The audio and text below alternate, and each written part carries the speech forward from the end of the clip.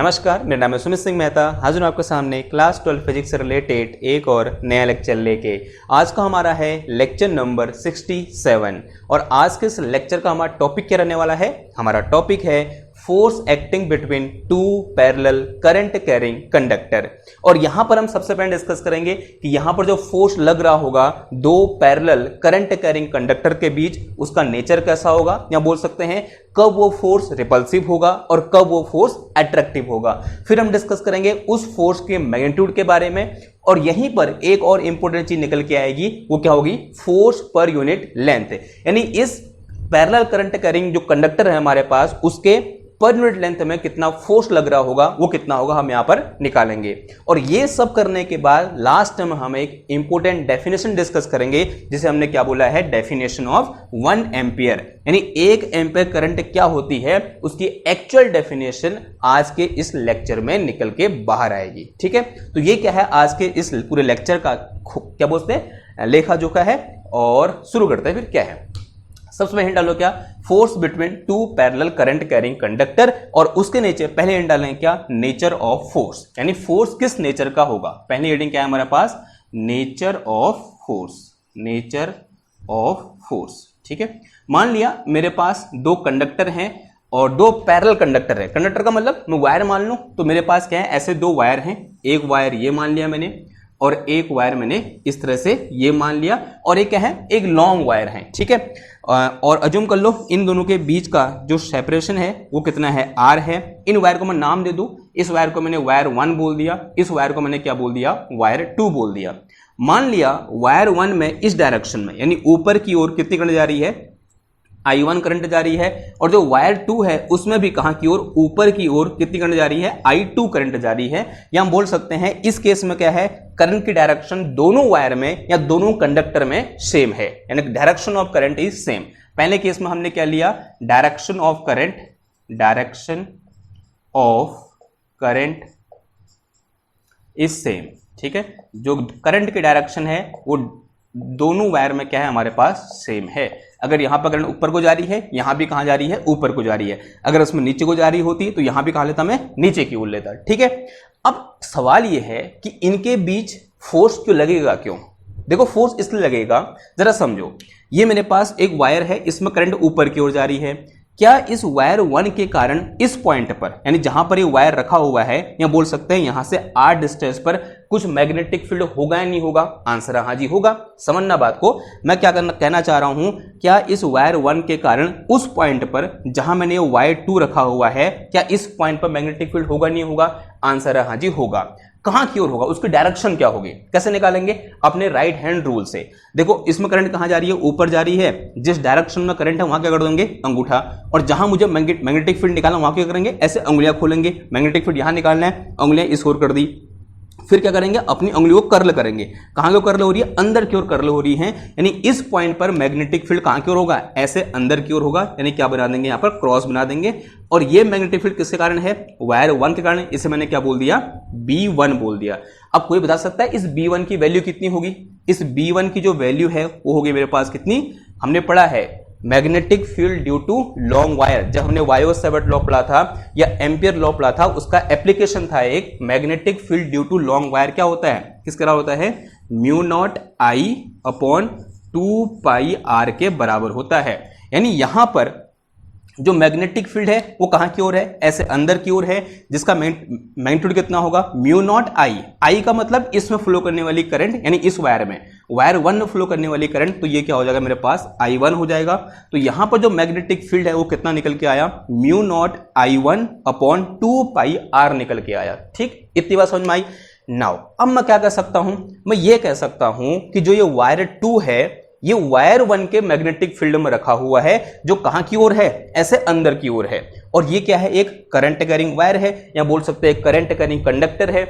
और हमने ये भी पढ़ा है, जब भी हम किसी करंट कैरिंग कंडक्टर को मैग्नेटिक फील्ड में रखते हैं तब तो उसमें क्या लगता है, एक फोर्स लगता है, जिस फोर्स की वैल्यू कितनी होती है, magnetic force F equal to क्या होता है हमारे पास, या इसका मैग्नीट्यूड किसका होता है, BIL साइन थीटा के बराबर होता है, जहां पर थीटा क्या है, angle between L and B है और एल की डायरेक्शन करंट की डायरेक्शन में होती है, ये हमें पता है। और वो फोर्स किस डायरेक्शन में लगेगा वो निकालने के लिए हमारे पास क्या होता है, फ्लेमिंग का लेफ्ट हैंड रूल होता है, जहां पर जो मिडिल फिंगर है वो किसको दिखाती है, ये दिखाते हैं हमारे पास करंट आई को, जो इंडेक्स फिंगर है वो दिखाती है मैग्नेटिक फील्ड बी को, और जो थंब है वो किसको दिखाता है, हमारा फोर्स को दिखाता है। अब जरा समझेंगे, इस पॉइंट पर मैग्नेटिक फील्ड कहां की ओर है, अंदर की ओर है, यानी इस डायरेक्शन में क्या कर दूंगा, अपनी इंडेक्स फिंगर से कर दूंगा, कर दी मैंने इंडेक्स फिंगर ऐसे अंदर की ओर कर दी। अब करंट कहां जा रही है, ऊपर जा रही है, तो ऊपर को क्या कर दूंगा, अपनी मिडिल फिंगर कर दूंगा, कर दी ऊपर को, तो ऊपर को क्या होगी, मेरी मिडिल फिंगर होगी। जो मेरे पास थंब कहां की ओर आ रहा है, इधर की ओर आ रहा है, यानी इस वायर में फोर्स कहां की ओर लगेगा, इस डायरेक्शन में लगेगा, कहां की ओर, इधर की ओर। तो this is force acting on wire 1 due to this magnetic field B1, और ये मैग्नेटिक फील्ड B1 किसके कारण है, इस वायर 1 के कारण है। इसका मतलब इस फोर्स को मैं क्या लिख सकता हूं, force acting on 2 due to 1, ऐसे लिख सकता हूं इसको, जो कहां की ओर लग रहा है, इधर की ओर लग रहा है। ये बात समझ में आ रही है आपको?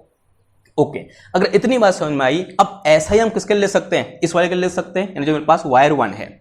अब देखो वायर 2 में कितनी करंट जा रही है, I2 करंट जा रही है। अब इस वायर 2 के कारण यहां पर जहां पर मेरे पास वायर 1 रखा हुआ है वहां कुछ मैग्नेटिक फील्ड होगा नहीं होगा, आंसर है हाँ जी होगा। और कहां की ओर होगा वो निकालने के लिए क्या करूंगा, अपने अगेन राइट हैंड का यूज करूंगा। तो करंट कहां की ओर है, इस वायर 2 में ऊपर क्यों करंट है, तो करंट के डायरेक्शन में क्या कर दिया मैंने, अंगूठा कर दिया। मैग्नेटिक फील्ड निकालना कहां है, यहां मैग्नेटिक फील्ड निकालना है, तो मैग्नेटिक फील्ड डायरेक्शन में क्या कर दो, अंगुलियां कर दो, कर दी अंगुलियां। अब क्या करो, मोड़ो, जहां की ओर अंगुलियां मुड़ेंगी वो डायरेक्शन किसकी हो जाएगी, मैग्नेटिक फील्ड की हो जाएगी। यानी इस पॉइंट पर मैग्नेटिक फील्ड कहां की ओर होगा, ऐसे आपकी ओर होगा, यूं करके मैग्नेटिक फील्ड यहां पर बाहर की ओर आएगा। और उसको कैसे दिखाऊंगा मैं, इस तरह से डॉट से दिखा दूंगा। यानी यहां पर जो मैग्नेटिक फील्ड है ड्यू टू दिस वायर 2 वो कहां की ओर है, ऐसे बाहर की ओर है, and this magnetic field is B2। और B2 किसको दिखा रहा है कि this is magnetic field due to wire 2। अगर कोई बता सकता है इसका मैग्नीट्यूड कितना होगा, इस B2 का मैग्नीट्यूड बताओ कितना होगा, अगेन सेम ऐसे निकालेंगे, क्या आ जाएगा, दिस इज लॉन्ग वायर, और इस लॉन्ग वायर के कारण जो वायर 2 है इससे r डिस्टेंस पर इस पॉइंट में मैग्नेटिक फील्ड कितना होगा, μ0I/2πr के बराबर होगा। और इसमें कितनी करंट फ्लो कर रही है, वायर 2 में दिस करंट इज I2, तो यहां क्या आ जाएगा, I2 आ जाएगा। तो B2 इक्वल टू कितना आया, μ0I2/4πr आ गया, सॉरी 2πr आ गया। तो यहां पर मैं क्या कह सकता हूं कि जो मेरे पास वायर 1 है वो इस वायर 2 के मैग्नेटिक फील्ड B2 में रखा हुआ है, जो कहां की ओर है, ऐसे बाहर की ओर है। ये बात समझ में आ रही है जो बात कर रहा हूं मैं, दोबारा रिपीट कर रहा हूं। मैं ऐसा बोल सकता हूं कि जो वायर 1 है वो वायर 2 के मैग्नेटिक फील्ड में रखा हुआ है, जो कि जो वायर 1 है वो वायर 2 के मैग्नेटिक फील्ड में रखा हुआ है, जो कि क्या है, B2 है, और किस डायरेक्शन में है, ऐसे बाहर की ओर है। अगर ये वायर 1 इस मैग्नेटिक फील्ड में रखा हुआ है तो हम जानते हैं जब भी किसी एक करंट कैरिंग वायर को हम या करंट कैरिंग कंडक्टर को हम मैग्नेटिक फील्ड में रखते हैं तब उसमें फोर्स लगता है, और जिस फोर्स की वैल्यू हम किस फॉर्मूले से निकालते हैं, इस फॉर्मूले से निकालते हैं। अब देखो फिर यहां पर, और उसका डायरेक्शन कैसे निकालते हैं, अपने लेफ्ट हैंड रूल से, यहां बोलते हैं फ्लेमिंग के लेफ्ट हैंड रूल से। यहां पर मेरे पास मैग्नेटिक फील्ड कैसे, ऐसे आपकी ओर कर दिया मैंने, आपकी ओर। फिर इसके बाद करंट कहां की ओर है, ऊपर की ओर है, यानी कैसे हो जाएगा, ये ऐसे हो जाएगा। करंट कहां की ओर है, ऊपर की ओर, मैग्नेटिक फील्ड ऐसे आपकी ओर, तो फोर्स कहां को लगेगा, ऐसे इधर की ओर। यानी इस वायर में फोर्स कहां की ओर लग रहा होगा, इधर की ओर लग रहा होगा। अब ये फोर्स किसके कारण लग रहा है, ड्यू टू दिस B2 के कारण लग रहा है, और B2 यहां पर किसके कारण है, इस वायर 2 के कारण है। यानी इसको मैं क्या लिख सकता हूं, मैग्नेटिक फोर्स या force on wire 1 due to 2, ऐसा बोल सकता हूं। तो यहां से मेरे पास जो F21 है, फोर्स ऑन 2 ड्यू टू 1 कहां की ओर लग रहा है, इधर की ओर लग रहा है, और फोर्स ऑन 1 ड्यू टू 2 कहां की ओर लग रहा है, इधर की ओर लग रहा है। यानी ये वायर इस वायर को ऐसे अपनी ओर खींच रहा है, और ये वायर इस वायर को ऐसे अपनी ओर खींच रहा है। यानी यहां पर क्या हो रहा है, अट्रैक्शन और रिपल्सन, आंसर इज अट्रैक्शन। यानी इस केस में क्या हो रहा है, यहां पर अट्रैक्शन हमें देखने को मिल रहा है। तो यहां से हमारे पास एक पंच लाइन निकल के आएगी। वो पंच लाइन क्या है कि when current in 2 parallel wire flows in same direction then they attract each other. तब वो क्या करेंगे, दूसरे को अट्रैक्ट करेंगे जब करंट सेम डायरेक्शन में फ्लो करेगी। ये बहुत इंपॉर्टेंट लाइन है, यहां से MCQ का क्वेश्चन बन जाता है। यानी जब भी वायर में सेम डायरेक्शन में करंट फ्लो करेगी तब क्या होगा, अट्रैक्शन होगा। अब लेते हैं यहां पर कौन सा वाला, case 2, that is current is in opposite direction. Current in opposite direction, जो करंट है इन अपोजिट डायरेक्शन। दोनों वायर में जो करंट है वो एक दूसरे के अपोजिट डायरेक्शन में क्या कर रही होगी, फ्लो कर रही होगी। तब किस तरीके का फोर्स का नेचर होगा, अट्रैक्टिव ही होगा या फिर रिपल्सिव होगा, ये क्या करेंगे अब हम डिस्कस करेंगे। अगेन जो हमने प्रोसेस यहां यूज करी सेम प्रोसेस यहां पर भी क्या होगी, यूज होगी। मैं अज्यूम कर लेता हूं अगेन मेरे पास दो सेम वायर हैं, जैसे मैंने वायर यहां पर लिया हुआ है और दोनों क्या कर दिया, सेम सेपरेशन आर पर रख दिया, यानी यहां से यहां तक ये सेपरेशन कितना है, आर है। ध्यान देना कैसे वायर है, ये लॉन्ग वायर है। मान लिया इसमें करंट कितनी है, I1 है, कहां की ओर, ऊपर की ओर, लेकिन यहां पर डायरेक्शन क्या करनी, अपोजिट, तो यहां करंट कितनी होगी, I2, जो कहां की ओर होगी, नीचे की ओर। और इस वायर का नाम क्या है, वायर 1 है, इस वायर का नाम क्या है, वायर 2 है। क्लियर है इतनी बात, ओके। अब जरा समझो, अब इस वायर 1 के कारण यहां पर जहां पर वायर 2 रखा हुआ है कुछ न कुछ मैग्नेटिक फील्ड होगा, और कहां की ओर होगा, अगेन देखो ऐसे हम राइट हैंड थंब रूल का यूज करेंगे। करंट कहां की ओर है, ऊपर की ओर, और अंगुलियां कहां करनी है, जहां मुझे मैग्नेटिक फील्ड निकालना है, कर दी। और कैसे कर्ल करनी है, जहां की ओर कर्ल होती है अंगुलियां, कहां की ओर, अंदर की ओर हो रही है कर्ल, तो इसका मतलब यहां मैग्नेटिक फील्ड कहां की ओर होगा, ऐसे अंदर की ओर होगा। यानी यहां मैग्नेटिक फील्ड कैसे है, ऐसे अंदर की ओर। And this magnetic field is B1, और जिसका मैग्नीट्यूड अगेन कितना होगा, इतना ही होगा। ठीक है, मैग्नीट्यूड में कोई चेंज नहीं आया, सिर्फ किसमें चेंज आया, डायरेक्शन में चेंज आया। और इस केस में तो यहां पर मैग्नेटिक फील्ड की डायरेक्शन भी चेंज नहीं आया, बिकॉज करंट यहां भी ऊपर को थी और यहां भी कहां है, ऊपर को ही है। लेकिन फोर्स में क्या आएगा, चेंज आएगा, क्योंकि अब ये जो वायर 2 है इस B1 मैग्नेटिक फील्ड में रखा हुआ है। अगर ये वायर 2 B1 मैग्नेटिक फील्ड में रखा हुआ है तब इसमें इतना फोर्स लगेगा BIL sin थीटा के बराबर। और अभी मुझे सिर्फ क्या करना है, उसकी डायरेक्शन देखनी है। तो बताओ उस फोर्स की डायरेक्शन कहां की ओर होगी, कैसे निकालेंगे उसको, हम अपने लेफ्ट हैंड रूल से निकालेंगे या फ्लेमिंग्स लेफ्ट हैंड रूल से निकालेंगे। मैग्नेटिक फील्ड कहां की ओर है, ऐसे अंदर की ओर है, कर दो भाई अंदर की ओर। ठीक है, मैग्नेटिक फील्ड अंदर कर दिया, और जो करंट है कहां की ओर है, नीचे की ओर है, इसलिए करंट करंट को दिखाता है, तो करंट नीचे की ओर होगी। तो थंब कहां की ओर आ रहा है, इधर की ओर, यानी फोर्स कहां को लगेगा, इधर की ओर लगेगा। तो डायरेक्शन ऑफ फोर्स कहां को होगी, इधर को होगी। और ये कौन सा फोर्स है, force on wire 2 due to wire 1, because this magnetic field is due to wire 1। तो ये क्या आ जाएगा, force on wire 2 due to 1, जो कहां की ओर लग रहा है, ऐसे बाहर की ओर लग रहा है। अब क्या करोगे, अब सेम इस वायर के लिए देखोगे, जहां पर ये वायर 1 रखा हुआ है वहां पर इस वायर 2 के कारण कुछ ना कुछ मैग्नेटिक फील्ड होगा। आंसर है हाँ जी होगा। अब सवाल ये है वो मैग्नेटिक फील्ड कहां की ओर होगा, कहां की ओर होगा बताओ। देखो इसमें करंट कहां को जा रही है, ऐसे नीचे को जा रही है। अगर करंट नीचे को है तो करंट डायरेक्शन में क्या करो, अंगूठा कर दिया मैंने। अब उंगलियां वहां करनी है जहां मैग्नेटिक फील्ड निकालना है, कहां निकालना है, यहां कहीं निकालना है, कर दी उंगलियां उधर की ओर। फिर क्या करोगे, अपनी उंगली को कर्ल करो, ऐसे कर्ल करो, कहां की ओर कर्ल, अंदर की ओर कर्ल हो रही है। यानी यहां पर जो मैग्नेटिक फील्ड कहां की ओर होगा, ऐसे अंदर की ओर होगा। तो magnetic field due to wire 2 at this point towards in, sorry कहां की ओर होगा, दोबारा करें, ऐसे अंदर की ओर। तो क्या आएगा, क्रॉस आएगा, क्या आएगा, इस तरह से क्रॉस, और कहां की ओर, अंदर की ओर। तो ये मेरे पास मैग्नेटिक फील्ड B2 है। और अगेन इसका जो मैग्नीट्यूड है वो कितना होगा, इतना होगा, जैसे ऊपर वाले केस में आया था। सिर्फ डायरेक्शन में क्या आया है, चेंज आया है। ऊपर डायरेक्शन कहां की ओर थी, बाहर को थी, और अभी डायरेक्शन कहां की ओर है, अंदर की ओर है।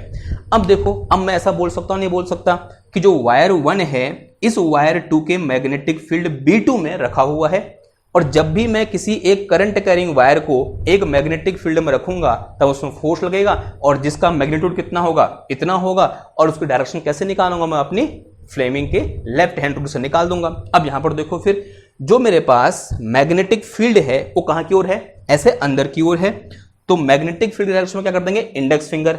और मेरी करंट कहां की ओर है, ऊपर की ओर है।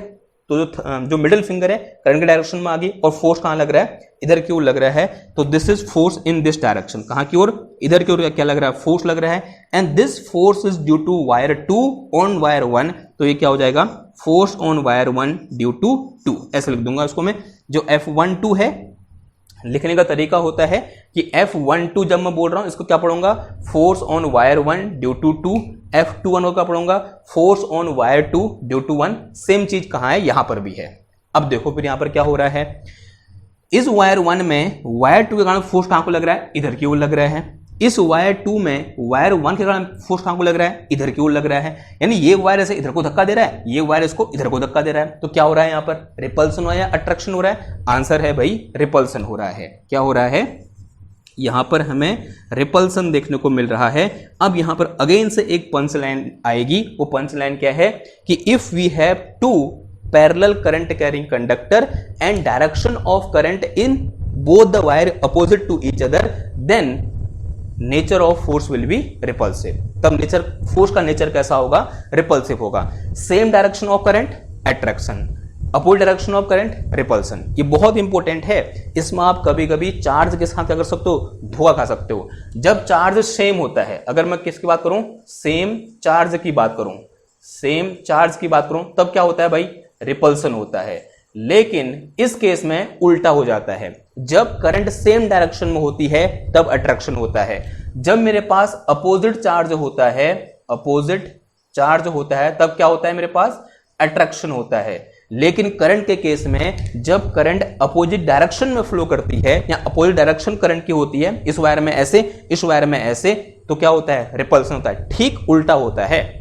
याद करने के लिए इसको दिमाग में बैठा लो कि चार्ज का यहां क्या होगा, ठीक उल्टा होगा। तो ये क्या हो गया, डिस्कशन हुआ किस पर, नेचर ऑफ फोर्स पर। और आई होप अब आपको ये क्लियर हो गया होगा, कभी डाउट नहीं होगा कि कब अट्रैक्टिव नेचर होगा और कब रिपल्सिव नेचर होगा। अब बढ़ते हैं अपने इसमें नेक्स्ट, क्या बोल सकते हैं, पगाम की ओर क्या बोलते हैं, नेक्स्ट टॉपिक की ओर। मैं कुछ हिंदी में बोलना चाह रहा था पर मेरे मुंह से नहीं निकला, दिल में था, जबान में नहीं आ पाया, कोई बात नहीं। नेक्स्ट हमारा टॉपिक है, इसमें क्या मतलब, नेक्स्ट हेडिंग है क्या, मैग्नीट्यूड ऑफ फोर्स। जो फोर्स यहां पर लग रहा है उसका मैग्नीट्यूड कितना होगा। तो हेड डालिए मैग्नीट्यूड ऑफ फोर्स। तो our next heading is magnitude of force, magnitude of force. जो फोर्स यहां पर लग रहा है उसका मैग्नीट्यूड कितना होगा। अब इसका मैग्नीट्यूड निकालने के लिए मैं ये कंडीशन ले सकता हूं और ये भी लिख सकता हूं, कोई भी एक चूज कर लो। कौन सी चूज करूं, इसको चूज कर लूं कि मेरे पास इस तरह से क्या है, दो वायर हैं, एक वायर ये है और एक वायर ये है। मान लिया दोनों की जो लेंथ है वो कितनी है, L है। इसको वायर 1 बोल दिया मैंने, इसको वायर 2 बोल दिया। जो L है यहां पर वो क्या है, लेंथ ऑफ वायर है, लेंथ ऑफ वायर है। और यहां पर I1 करंट कहां जा रही है, ऊपर जा रही है। यहां पर I2 करंट कहां जा रही है, नीचे को जा रही है। और अज्यूम कर लो दोनों वायर के बीच का सेपरेशन कितना है, R है। जो R है मेरे पास वो क्या है, डिस्टेंस बिटवीन वायर है। R is distance between wire, wire के बीच की डिस्टेंस कितनी बोल दी मैंने, R बोल दी। और जो I1 है वो क्या है, करंट इन वायर 1 है। और जो I2 है मेरे पास वो क्या है, करंट इन वायर 2 है। इस I1 के कारण यहां मैग्नेटिक फील्ड कितना होगा, B1 होगा। और कहां की ओर होगा, ऐसे अंदर की ओर होगा। तो here we have a magnetic field B1 which is inside. So B1, B2 नहीं, कितना होगा, B1। B1 क्या है मेरे पास, जो B1 है वो क्या है, magnetic field, magnetic field due to wire 1 at a distance R from it. और इसकी वैल्यू कितनी होगी बताओ, जो B1 निकल के आएगा मेरे पास वो कितना आ जाएगा, म्यू नॉट I1, क्योंकि करंट इसमें I1 है, अपॉन में कितना आ जाएगा ये 2 r। और डायरेक्शन कहां की ओर जाएगी, ऐसे अंदर की ओर। Now set is some question number 1। ठीक है। सिमिलरली इस वायर के कारण यहां मैग्नेटिक फील्ड होगा और ये भी कहां की ओर होगा, ऐसे अंदर की ओर होगा। तो again this magnetic field is inside to this plane and this magnetic field is B2। जो मेरे पास B2 है वो क्या है मेरे पास, here B2 is magnetic field due to wire 2 at a distance R from it. इससे R डिस्टेंस पर जो मेरे पास मैग्नेटिक फील्ड है वो कितना है, B2 है। और अगर मैं इस B2 की वैल्यू की बात करूं तो B2 इक्वल टू कितना होगा, again we know that this will be equal to mu naught I2 upon 2 pi R के बराबर होगा। और डायरेक्शन अगेन कहां की ओर होगी, इसमें अंदर की ओर होगी। एंड लेट अस से दिस इज इक्वेशन नंबर 2। इसे मैंने क्या बोल दिया, इक्वेशन नंबर 2 बोल दिया। अब क्या देखना है मेरे को, फोर्स देखना है। सबसे किसमें दे रहे हैं, इस वायर 1 में फोर्स देख रहे हैं, कहां की ओर लगेगा, मैग्नेटिक फील्ड अंदर की ओर, करंट ऊपर की ओर। तो force will be in this direction. तो फोर्स कहां की ओर होगा, इधर की ओर होगा। लेट अस से दिस फोर्स इज F12। तो जो मेरे पास F12 है, हियर F12 इज, जो F12 है वो क्या है, force on wire 1 due to wire 2। क्या है ये, force on wire 1 due to wire 2। Due to wire 2। Wire 2 के कारण वायर 1 में कितना फोर्स लग रहा है, F12 लग रहा है। Now what will the value of this या magnitude of this F12, this will be equal to BIL sin theta. यहाँ मैग्नेटिक फील्ड कितना है मेरे पास, B2 है, और इसमें कितनी करंट फ्लो कर रही है वायर 1 में, दिस करंट इज I1, और इनटू क्या है L, L क्या है इस वायर की लेंथ है, into sine theta. Sine theta यानी angle between L and B। देखो L कहाँ की ओर है, ऐसे ऊपर की ओर करंट की डायरेक्शन में, B कैसे है ऐसे अंदर की ओर। थीटा कितना हो जाएगा मेरे पास 90, तो यहाँ कितना आ जाएगा मेरे पास साइन 90 आ जाएगा, और साइन 90 की वैल्यू कितनी होती है 1 होती है। तो यहाँ से मेरे पास F12 इक्वल टू कितना आ गया, ये B2I1L आ गया, ठीक है, बिकॉज साइन 90 की वैल्यू कितनी होती है 1 होती है। आई थिंक आपको दिख नहीं रहा होगा, इसको मैं यहाँ लिख रहा हूँ, तो ऐसे सामने लिखेंगे हम यहाँ पर, तो ये कितना आ जाएगा F12 equal to B2I1 into कितना आ जाएगा L आ जाएगा। अब यहाँ से मैं B2 की वैल्यू उठाकर यहाँ रख सकता हूँ, तो B2 का मैग्नीट्यूड कितना है mu naught I2 upon 2 pi R है, ये उठा के कहाँ पुट कर दो, इस इक्वेशन में पुट कर दो, तो यहाँ से मेरे पास क्या निकल के आएगा F12 निकल के आएगा। इसका काम हो गया, मैं इसको मिटा रहा हूँ, ठीक है, तो इसको मिटा के चलते हैं और फिर आगे बढ़ते हैं। समझ में आ रहा नहीं आ रहा आपको ये, ठीक है, आसान सी चीज़ें हैं, बस थोड़ा सा आपको जो पीछे के लेक्चर हैं वो देखने पड़ेंगे। अगर वो आपने देखे तो इसमें कोई दिक्कत नहीं होनी चाहिए, बहुत ही आसान से डेरिवेशन होने वाला है, लेकिन इंपॉर्टेंट है क्योंकि पेपर में यहाँ से कभी कभी क्वेश्चन पूछ लेता है, न्यूमेरिकल के फॉर्म में भी क्वेश्चन आ जाता है, और जो लास्ट हम डिस्कस करेंगे ना 1 एम्पियर, वहां से भी क्या आता है क्वेश्चन आता है। Now this equation become after putting this value of B2 क्या हो जाएगा, देखो F12 इक्वल टू कितना आ जाएगा, F12 इक्वल टू ये हो जाएगा मेरे पास कितना, B2 की वैल्यू कितनी है म्यू नॉट I2 और अपॉन कितना आ गया 2 पाई R और इनटू में कितना आ जाएगा, ये I1 आ जाएगा, और फिर इनटू कितना आ जाएगा L आ जाएगा। थोड़ा सा अच्छे से लिख दो यहाँ इसको, तो यहाँ से मेरे पास क्या निकल के आया F12 equal to mu naught upon 2 pi और इनटू कितना आ गया I1 I2 L अपॉन कितना आ गया R आ गया। तो सेट इस इक्वेशन नंबर 1-2 हो गया, इसे मैंने क्या बोल दिया इक्वेशन नंबर 3 बोल दिया। अब किस में देखेंगे, फोर्स एक्टिंग ऑन वायर 2 में देखेंगे।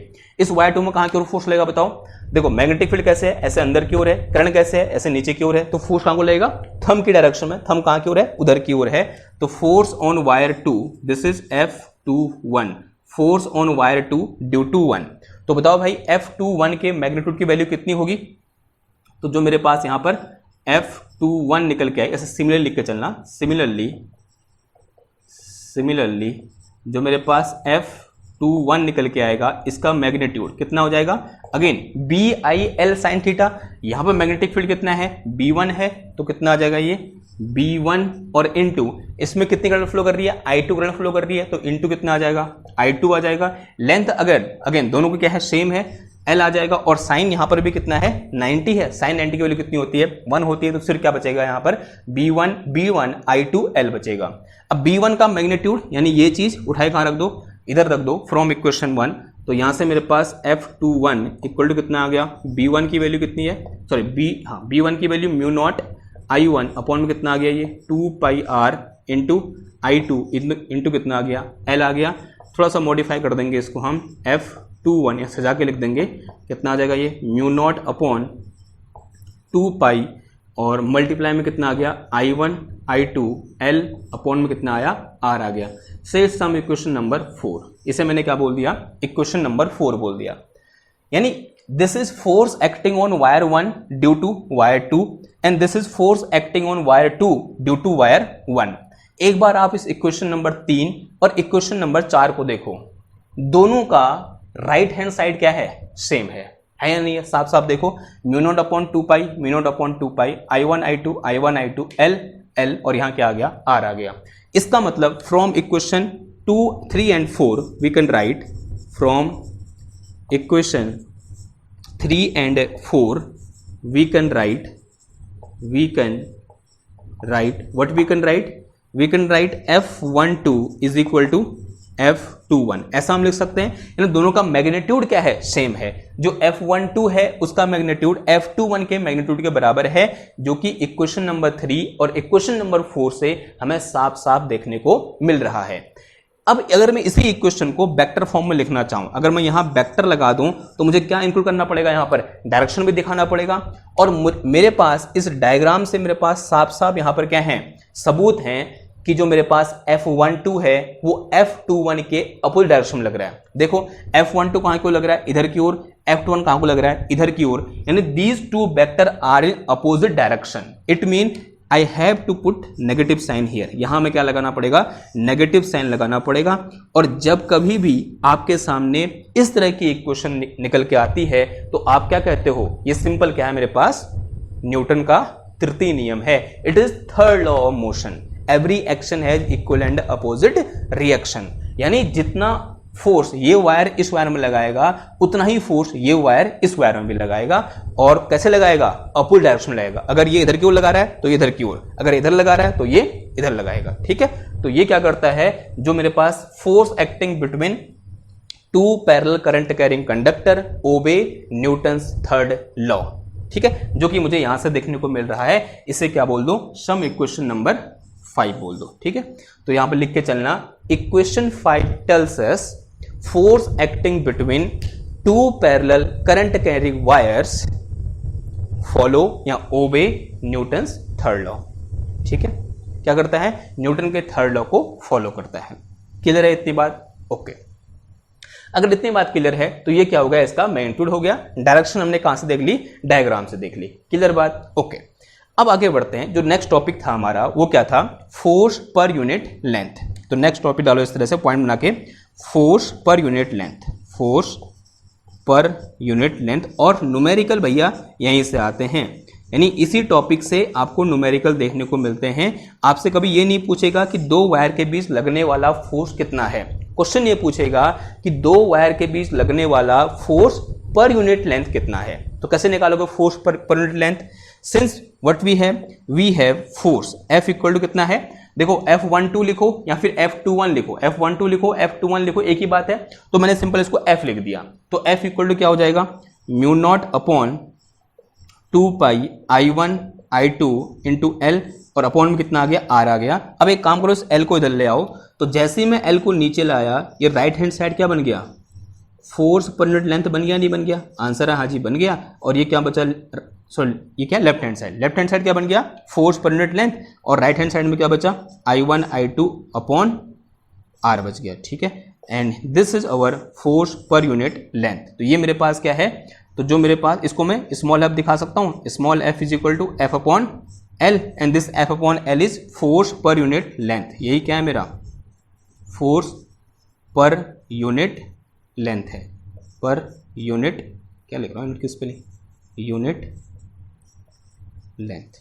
ठीक है, तो यहां से मेरे पास small f equal to F upon L, और F अपॉन L की वैल्यू कितनी है, mu naught upon 2 pi I1 I2 upon में कितना आया, L आ गया। ठीक है, तो in this way, oh sorry, L कैसे हो जाएगा, R आ जाएगा। ठीक है, तो this is our force per unit length and set is some equation number 6। इसे क्या बोल दो, इक्वेशन नंबर 6 बोल दो। ये आपको ध्यान रहना चाहिए। इसको थोड़ा और मॉडिफाई कर सकते हो आप, कैसे मॉडिफाई कर सकते हो, देखो इसको मैं क्या लिख सकता हूँ, 2 से मल्टीप्लाई करो, 2 से डिवाइड करो, क्योंकि न्यूमेरिकल में आपको काफ़ी आसानी हो सकती है। करो भाई, 2 से मल्टीप्लाई करो और 2 से डिवाइड कर दो इसको।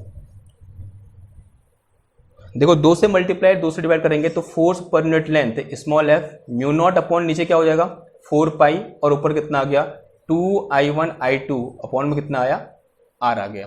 ठीक है, 2I1 I2 अपॉन में R। ऐसा क्यों किया हमने, क्योंकि म्यू नॉट अपॉन 4 पाई की वैल्यू मुझे डायरेक्ट पता होती है कितनी, 10 की पावर -7। ठीक है, उसके बाद उसकी यूनिट। ठीक है, तो this is our force per unit length. Clear बात? ओके, आगे बढ़ते हैं। और लास्ट यहां पर हमारे पास टॉपिक क्या है, definition of 1 ampere using this equation. Equation number 6 को हम यूज करके क्या कर सकते हैं, 1 एम्पियर को डिफाइन कर सकते हैं। डिफाइन 1 एम्पियर, ऐसे क्वेश्चन बना के चलेंगे।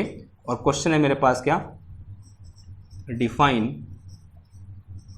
1 एम्पियर। 1 एम्पियर को क्या करो बोल रहा है, डिफाइन करो। कैसे करेंगे समझो जरा।